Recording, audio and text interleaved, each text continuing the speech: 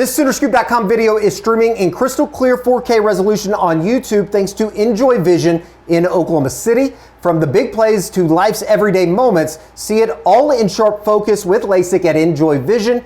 Enjoy Vision. This is where Sooner Scoop Lasix. A lot of people like to talk about Arch Manning in Texas. What do you have to say to Mateer going into a game like that where maybe the limelight's not on him? Just what does he need to do? I think he's pretty comfortable in the underdog role. We can relate on that part.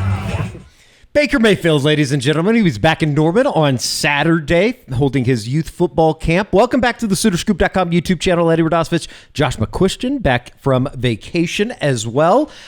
Seattle, is that correct, Josh? Welcome in. How are we? Good, Eddie. Immediately landed last night, multiple hours later in the day, and the temperature increased by about 25 degrees from when I took off to when I landed. So it's a hellscape in Houston, and it was beautiful in Seattle. Well, if it's a hellscape in Houston, you know it's a hellscape in Oklahoma City as well. And that probably means we're getting closer and closer to the start of football season. Oklahoma opening up practice a week from today, July 31st. They will report on Wednesday, July 30th. And kind of got through that final hump of the offseason, the summer, today. The OU Coaches Football Luncheon held at Norman Public Schools Center for Arts and Learning, benefiting Fostering and Futures, a great program for the foster children of Cleveland County. So always good to get over there. It's kind of like, I see it, Josh, as like the beginning of the start of football season in a way. It's usually the week before Oklahoma reports for the start of fall camp or preseason camp, whatever you want to call it. We heard from Brent Venables today, as well as Ben Arbuckle and Todd Bates, talking a lot about the upcoming season. Obviously, we've talked about it, but the 2025 season is going to be a massive one for Oklahoma football as a program, for Brent Venables as a head coach at the University of Oklahoma. A lot going into it. Before we get to everything that was said over at the Coaches Luncheon today, let us tell you about a new sponsor that we have. We told you about them on the unofficial 40 on Wednesday. Lucy. They're great. I really do like these. I know there's a number of different lip pillows, if you will, out there, but Carrie and I have been using Lucy here over the last couple weeks. And if you want to get your own, and I like the wintergreen, as you can see here, these are the 12s. I know that they have them in different milligram sizes, but they have the mint, the mango, the berry citrus, apple cider, apple ice. Kerry had an espresso the other day that he said was quite lovely. To get your own, all you got to do is go to lucy.co. That is Lucy, lucy.co/Soonerscoop and use the promo code Soonerscoop to get 20% off your first order. Lucy has a 30-day refund policy if you change your mind. And we must tell you, Lucy products are only for adults of legal age, and every order is age verified. This product contains nicotine. Nicotine is an addictive chemical. So is winning. Oklahoma football needs to do a lot of that this year if they want to change the tide of what the first three seasons have been under Brent Venables. Obviously, the 2 6 and 7 seasons, Josh. And, I think it came out last Friday, about a week ago, the preseason poll. This was on the heels of everything that was SEC Media Day in Atlanta. And I know that we, George and I did this shows here on the YouTube show last week. We did it on the unofficial 40 as well. There was a lot of buzz for Oklahoma, especially coming off of a 6 and 7 season. A lot of buzz for Brent Venables, a lot of buzz for John Mateer. I think it was a little bit surprising when we saw that the preseason poll came out and Oklahoma was picked 10th in the Southeastern Conference. It surprised me, Eddie. Obviously I wasn't down there with you all, but the buzz that you guys were talking about while you were there, and listening to various national outlets that were there was a lot of chatter about Oklahoma, and you get the impression, and especially from, I would say, from people that I deem pretty smart, guys like Cole Kublik, guys that I think look beyond just, okay, here's the numbers, whatever this tells you is the whole story. So I kind of thought, okay, this might move the needle a little bit. I think the top four are pretty locked in. For most people, Alabama, Georgia, Texas, and LSU. I think everybody kind of sees it that way. But from that point forward, I could make a case from Oklahoma from anywhere from 5 to 10. I get the possible negative. It just feels like Oklahoma ended up at about the lowest end of the spectrum I could have found them. Obviously, one of the toughest schedules in the country. Texas got 96 points. They finished in first. Georgia in second. Alabama third. LSU 4. And then everybody kind of else is in a pack together. I mean, you get to 5 through 16, it seems like you could probably tell me any type of the variables that are out there, and I'd probably shrug my shoulders and say, yeah, that makes a lot of sense. Yeah. Brent Venables was asked about it today in kind of hindsight of everything that came out of SEC Media Day. There's a lot to prove for Oklahoma in 2025. I missed the press conference, the piece where you said everybody was praising us. I don't remember that happening. Hey, and justifiably so. I think we got a lot to prove, and and I like that. We know what our team is capable of. I've talked about what we feel like. Again, the sum of all of our parts.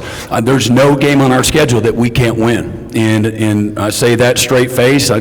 No ball, and we stay healthy and we continue to develop and improve as the season goes along. And John Mateer don't have to play perfect. He just needs to play well. You're going to beat the teams in our league. You got to play well. But you don't have to play perfect, and we got to complement each other and do the things that winning requires, like take care of the ball. You don't give it back to the other team, and take the ball away, and play well at the line of scrimmage, things of that nature. But yeah, I mean it's it's a deep league, but we have no intention. Our plan isn't to finish 10th in the league. Our plans are to compete for a SEC championship. And I know our players have put in that kind of work, and that's their mindset. I would be doing, it would be disrespectful for me to say, yeah, it's about right, when it comes to, I know what our players' intent is, I know the work that they've put in, and I know the belief that they have in themselves and in one another, in what this team is capable of. But that's why you go play the games, and haven't ever had a chance to go back and look at, what the predictions were a year ago, and but we know this, that you earn your way through the field of play, and everything's settled on game day. I think, Josh, it's kind of interesting because when you look back at the first 3 seasons, specifically last year, I think that there is like kind of an underlying theme there that, and I think it was a little bit of the pitch that they gave John Mateer. This thing's not that far away, we think, if they have a better offense in 2025.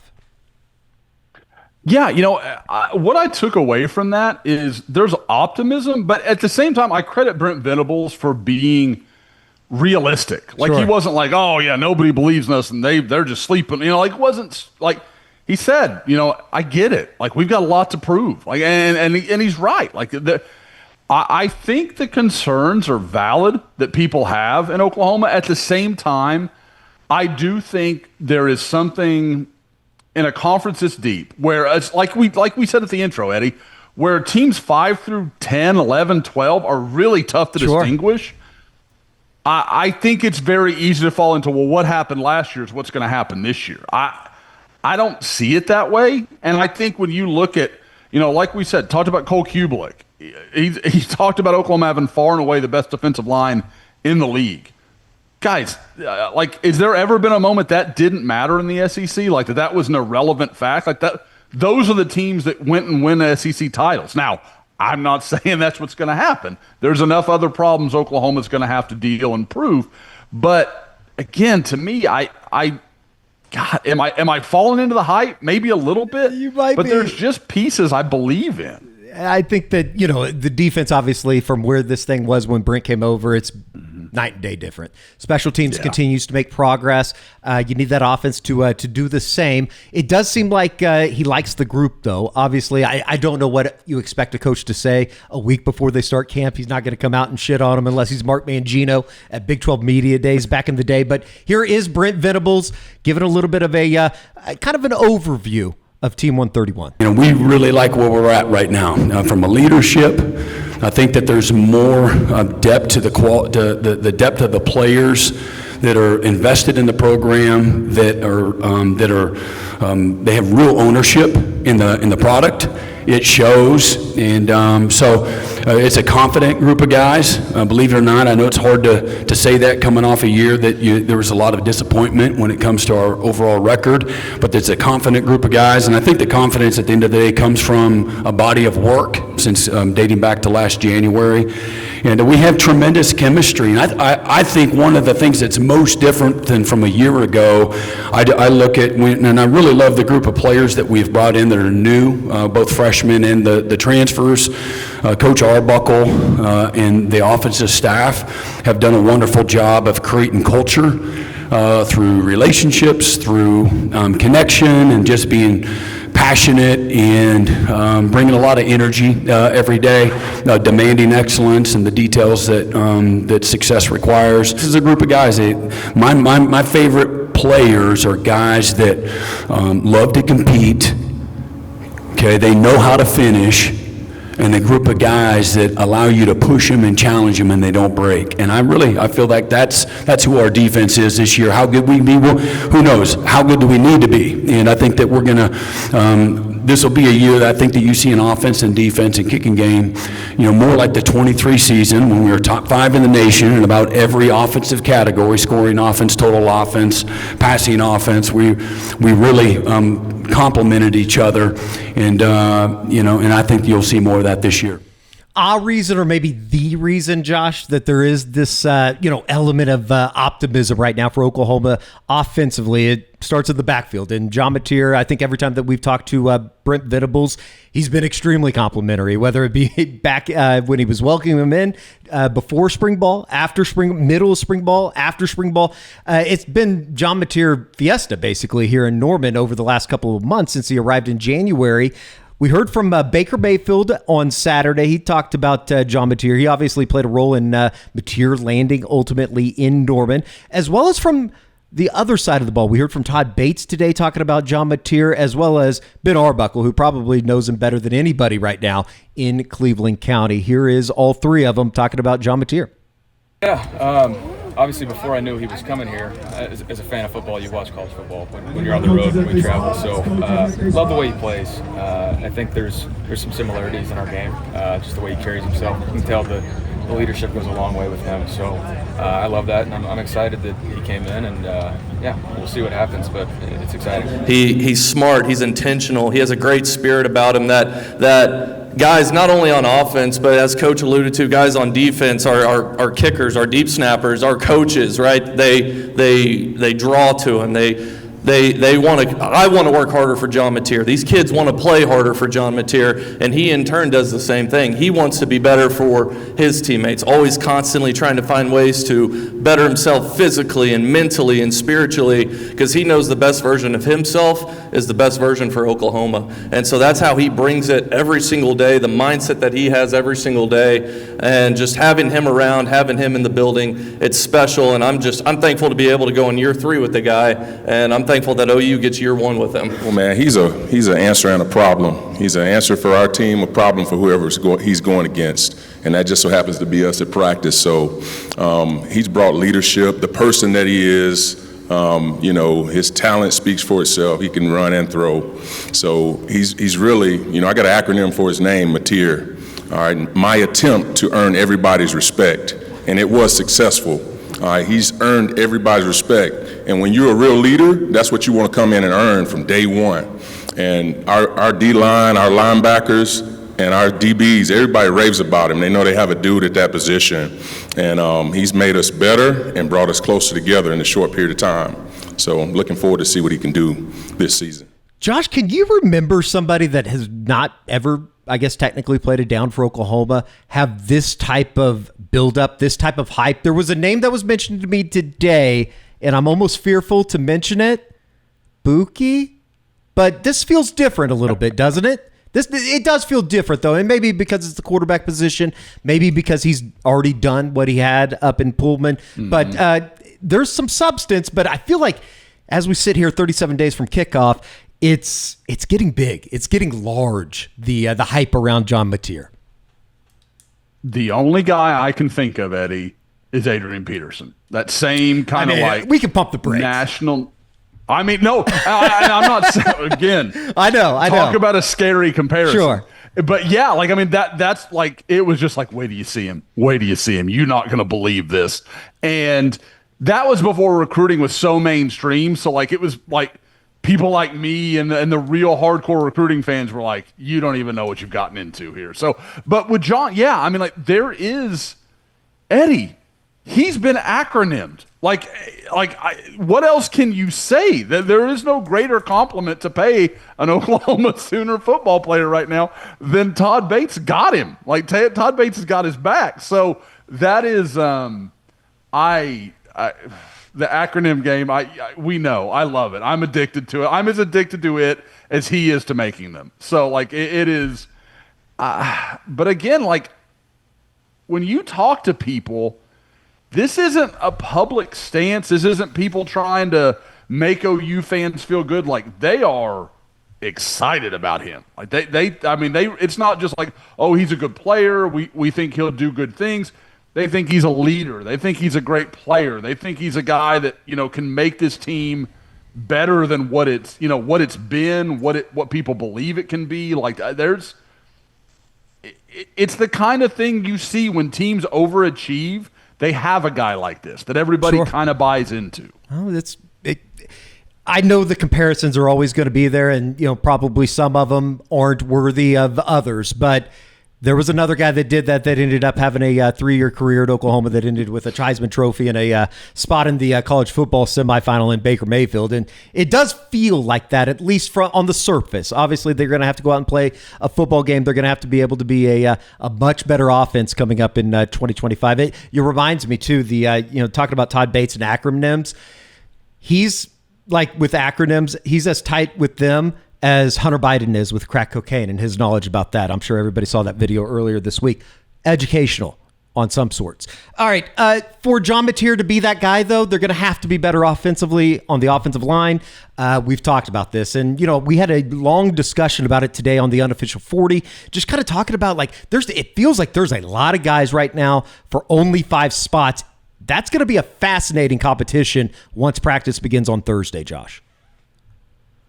There's a reason to believe this works out, Eddie. That's kind of my thing with the offensive line, because you've got, like you said, we talked about this a little bit in the Unofficial 40, so, forgive me for being a little repetitive. Sure. You've got guys like Jacob Sexton, Troy Everett, Fabechi Nwiwu that have played a lot of football. And then you've got guys that have played some football but have, upside. You've got your Heath Ozaidas, you got your Logan Howlands, you got some guys that you're I think I've seen good things, but there's still room to grow. And then you've got freak monsters like Ryan Foje and Michael Fasusi that you feel like it's just a matter of time until their NFL clock starts ticking. That's just what the buzz is on those two guys. So you feel like I don't know how this is going to work out. I don't know exactly what the methodology will be. And we all know Bill will play with it, and he'll mess with the lineups and kind of see what his best 5 is, because we know he believes in that. It's not the best left tackle, the best left guard. It's what is the best group, what's the best unit. And I think Troy Everett at center and Derek Simmons at right tackle are the only things I'm pretty confident about. Troy Everett I feel is pretty locked in, and right tackle Derek Simmons a little less so. But everything else, I'm it's up for grabs. I think there are spots to be taken for these guys. Which makes everything even more interesting, because you're talking about a week 2 matchup with Michigan. I don't know if you necessarily want to just be, throwing out different lineups in that game. And maybe even for that first month for Oklahoma as a program, we've talked about it. September is a massive month for Oklahoma to get off on the right start. And hopefully you get to the Cotton Bowl 5-0 when you take on Texas on October 12th. Ben Arbuckle did talk about the offensive line, and I think Oklahoma fans will like what he had to say. Our offensive line all summer, the spring was great. They were a hungry group. They wanted to get better. Our offensive line all summer, I would challenge to say there's probably been no group that has consistently been in the building together more than the offensive line. And that's what it takes, right? It takes those 5 guys on the field all being enmeshed, having a great chemistry at the same time. They sit there, they watch film together, they watch cut-ups together, they watch cut-ups from the spring, they watch cut-ups from the NFL, different ways of, okay, hey, we have this call on right here. How would we pick this up? And they're working through the communication of it.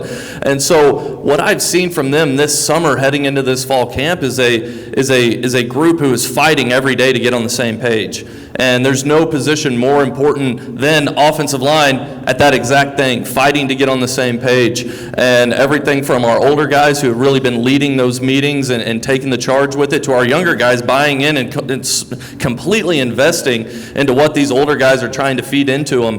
And so I've been really, really proud of the work that they've put in this summer, the cohesion that they are building, and it's been a lot of fun to actually watch, and I can't wait to get out in fall camp and really watch, like Coach Bates said, the fruits of their labor start to come, into fruition. And so they've been great this summer. I'm excited about that group and ready to roll.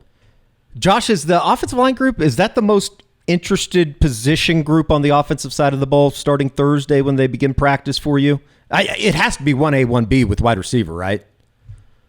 Yeah, and I think because we all know if the offensive line group can come together, this offense can be really good. Like I mean, between John Mateer and Jaydn Ott, if that offensive line, it doesn't have to be the Orlando Brown group from 2017. Like, that's not what I'm saying.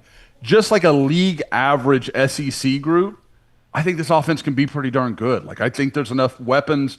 You get a healthy Deion Burks, a healthy, Isaiah Satania, who, I think, we may talk about here in a little bit. Like, there's a lot there that I buy into. But the offensive line, guys, after last year, I get why people would just have question marks, why that's going to be the big question. And there's, like we said, there's so many variations of what they can do. Do you decide Michael Fasusi just has to play? We're just going to get him on the field. Okay, what do you do around him? Do you put an experienced guard next to him to try and make that work? Like, there's a lot of ways you can go with that. So I think that's going to be the thing that I'm most interested in. Who do they decide this guy is part of our best five? We don't know who the rest of the best five is, but we know this guy's one of them.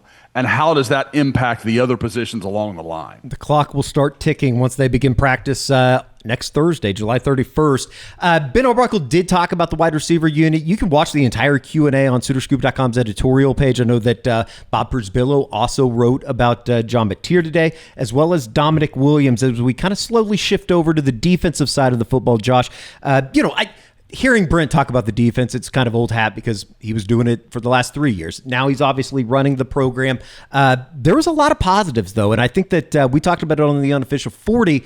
I don't know if I've just completely bought into this idea, but I don't know if you're going to see a big drop-off from what they were defensively. In fact, I think it could be better in 2025.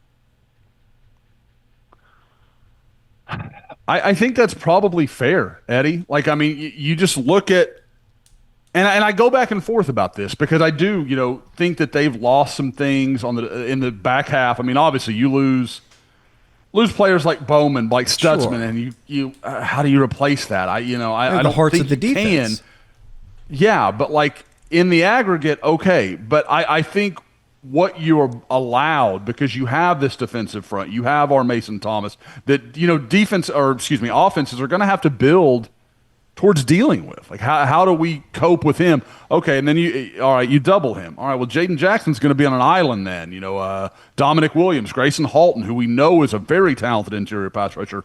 I'm very interested to see how OU plays with that. Like, I'd love to see some stuff where you've got R. Mason and Grayson Halton lined up next to each other just to force some decisions from an offensive line group. And when you do that, the quarterback has less time. He's got to get the ball out quicker. There's less chance for big plays. So, again, I think there's a world where this defense is better, but I think there's a few players that OU really needs to emerge, and I don't think any's bigger than Gentry Williams. Gentry, and Brent talked about it today. He has to find a way to be able to stay healthy, right? I think that for him, it's just about getting through August. You don't need to do a whole lot. Just make sure that you get to game number 1 against Illinois State on August 30th healthy. I mean, and that's kind of been the story of his career. There was some really positive news today, obviously on the defensive line, but I thought with Brent Venables, he pointed out Damonic Williams as a guy that has really kind of emerged as the leader of that interior defensive line group. He's over 320 now. I believe he's got it right here. He's listed 6'1", 323. He's been good, but I remember back to the big recruiting battle that Oklahoma and Texas had, and that night that we were sitting up here at the Sooner Scoop offices until the odd hours of the morning. It seems like this is a big year for him, especially with what's ahead for him if he wants to play in the National Football League. Yeah, and Eddie, I don't know about you, but it feels like he's kind of been forgotten a little bit. Like, I know obviously everybody talks about Jaden Jackson, David Stone, and I think, I can't remember if it was Brent or Todd that mentioned that, like, oh, we talked a lot about David in the spring, but we didn't talk a lot about Damonic Williams. And, Grayson Halton is a guy that I talk about a lot because I'm a big fan of his game. Damonic is not the flashy defensive tackle, so it's easy to kind of take him for granted. But at 323 pounds, okay, like now we're talking about a nose tackle that's going to eat up blocks. He's going to keep people off those linebackers. And depending on who the linebackers are, if it's Kobe and Kip Lewis, if it's Samuel Omasigo and Kip Lewis, whoever it may be, if those guys are allowed just a little more freedom to run to the football, that's going to make all the difference for Oklahoma's run defense. I mean, that's just a huge deal. So for him to be able to be big enough, strong enough, keep people off of those linebackers, and then at the same time continue to be able to rotate and add depth and do all the things that they do, Eddie, we can talk about how good the defensive line group is. I look at that defensive tackle group, and I'm hard-pressed to believe there are maybe more than one or two units that are anywhere close to that Oklahoma group. They just have such depth and variety within that room. It seems like you feel really good about that two deep, obviously, with the four that we always talk about: Damonic Williams, Jaden Jackson, Grayson Halton, David Stone, and then even like somebody like a Marcus Strong today was mentioned as he makes his way back from, sounds like, injury. We'll need to check on that once Oklahoma gets back to the practice fields next week when we talk to Brent, kind of in full with everything underway. But Brent Venables, Todd Bates did talk about the defense today, just kind of a overview of everything, including some really high praise for Damonic Williams. I feel like collectively at all three levels we have, it's not just one guy, and it's a collective effort. So I like the how that's spread out amongst the entire defense. But I think that we have a chance to have a premier player at all three levels of the defense. And I think the sum of all of our parts, the experience, having gone through the SEC, what we can do, everything starts up front. We know that. This is the line of scrimmage league, and this is a group of guys where you've seen, several players make, tremendous improvement, that far beyond the incremental improvement. We talked about David Stone a lot during the spring, but what I've watched from January and then probably picking up especially in the summers is a guy like Dom Williams. And I've pointed him out several times in front of the team because he's taken everything to another level. And he's from a leadership standpoint, the strain, changed his body. He's 320 plus pounds, and he is moving very fast, very explosive. He's just, his mindset's completely changed. I think that Kendall Daniels jumping into that linebacker group has made everybody better. He's got great versatility, but I really expect Kip and Kobe and Sammy, Owen Heineke, that group of guys, along with Kendall Daniels, to really, collectively play at a really consistent high level. Well, David Stone is not a newcomer, but he has shown all the things that he's going to take the next step, and really, is on the verge of a breakout. I expect him to. That's just his development. He's put in the work. He's up there like a coach, studying tape. And so that's just naturally going to happen for him as long as he keeps working. And, I'm excited about Trent Wilson. I'm excited about, getting Marcus Strong back whenever he's able to get back with us. And just excited about those guys, that group. And it starts with our, trying to make our the common knowledge in the room, whatever the top knowledge in the room is. And that's where Dom, Williams and Grayson Halton and Jaydn Jackson have done a tremendous job of leading the group, and just getting those guys up to speed, and not just teaching them the playbook, but teaching them culture. Letting my taillights be your headlights. That sort of mindset every day. I'm going to make you better in all realms of life, and that's what our group is trying to do. You could say a lot of things about this program, Josh, but it does feel like there's a great culture, and that's what's made this conversation so tough here over the last 3 years. Is it feels like there's a lot of things in place, and now on the defensive side of the ball, especially on that defensive line, you're going to be talking about a group that is playing with rather high expectations going into 2025. Oh, absolutely. And Eddie, I think that's such a good point that we hear people talk about culture. Like every coach, Yeah, it's eye loves roll to talk for the most part. But like at Oklahoma, and I think I'm pretty well known as a skeptic of most of this kind of stuff, and you are largely as well. But I buy it. Like I mean, I legitimately believe these guys care about playing for OU, and like they love it, and it's meaningful to them. So yeah, but you're right. Like you look at what comes back, what returns, like the maturity in that room. I mean, I keep saying guys. George, enjoy your vacation. But for me, Eddie, when I watch it, the guy that I think we've just kind of all forgotten is Kip Lewis. Sure. Like, guy who made some huge plays last year, and I feel like nobody's talking about him. Like, he is one of the most experienced linebackers returning in the SEC and has made huge plays. But, obviously the Auburn one that won the game. Yeah. Alabama was a massive play that probably put Alabama away that night. And you look at it, and it's just like nobody mentions him. Nobody talks about him. And we know the energy he plays with. It's infectious. He's one of those guys that everybody is going to try to come to his level because, frankly, you cannot. It's impossible to play with the energy level that Kip does. But I think there are pieces on this defense that everybody talks about, and it kind of lets you Robert Spears-Jennings is another one. Like, I don't think a lot of people remember, like the first half of last year, Eddie, I thought he might be all SEC. Like, I mean, he was playing at a really high level. Now, that fell off, and he's got to figure that out and play a better brand in the back half. But, again, this defense can be very, very good. It just needs a few dominoes to fall in its direction. You were talking about Damonic Williams and getting up to 323, and I can't imagine like how much better that linebacker play is going to be. And we saw what Danny Stutzman did over the last 3 years, but I can't imagine. Kip Lewis was somebody that popped into my brain immediately just from being down on the field and filming the game. It feels like he's always around the football. If you get a better defensive line play, I can't imagine how much that would open up for him to make even more plays going into the season. That defensive line group, though, they do have high expectations. Todd Bates was asked about what it's like for that group now playing with people expecting a lot from them coming up this season. Man, they put both pointer fingers in their ears and they go to work and they get consumed with the work.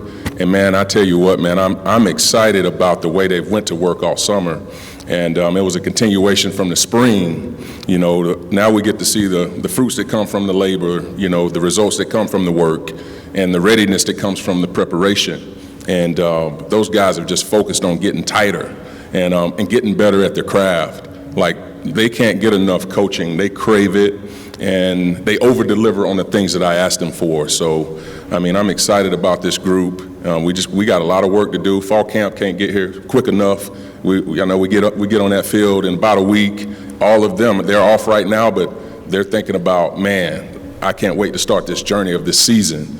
And because we've got leadership in our group, man, that's been a big part of it. Coach Venables talked about Don Williams and the way that he stepped up and not only changed his game, but really tapped into his inners and the things that he would say to the group, encouraging them, leading the witness prior to they got to the adversity.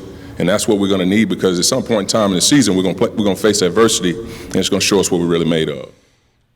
Should be interesting. It all begins a week from today when Oklahoma opens up practice. Obviously, they'll be just about under 30 days until kickoff to start the season. And Meet the Sooners Day coming up on August 2nd. George Stoy will be back in studio next week as we ramp everything up here to the start of Oklahoma's 2025 season.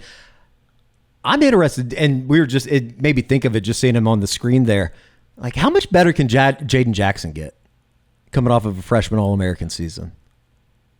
That, Eddie, and he's another one of those guys, like we talked about it on the unofficial 40, some of the guys that have had to do, had a little off-season work done, had to a little clean up. Like, what was he like this summer? How available was he? Now, I've got to think he's pretty close, because you've got, Todd mentioning Marcus Strong, okay, he's not quite full go, that kind of thing, but he sounded like Jaydn Jackson was right where he needs to be. So,